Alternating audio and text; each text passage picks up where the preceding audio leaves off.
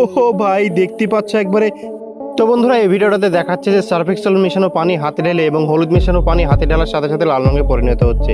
এটা কি আসলেই সত্য? এটা আজ আমি পরীক্ষা করে দেখবো। তো চলো দেখা যাক। তো বন্ধুরা, আমিও নিয়ে নিয়েছি সার্ফ এক্সেল এবং হলুদ।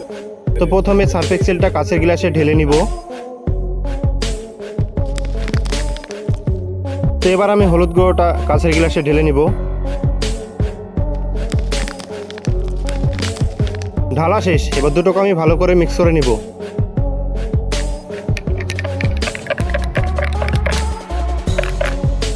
তো এই দুটো আমার ভালো করে মিক্স করা শেষ। এবার আমি প্রথমে সার্ফ এক্সেল পানিটা হাতে ঢেলে নিব, পুরোটা ঢেলে নিব। এবার আমি হলুদ মেশানো পানিটা ঢালবো। এটা আসলেই কাজ করে নাকি দেখবো। তো চলো দেখা যাক।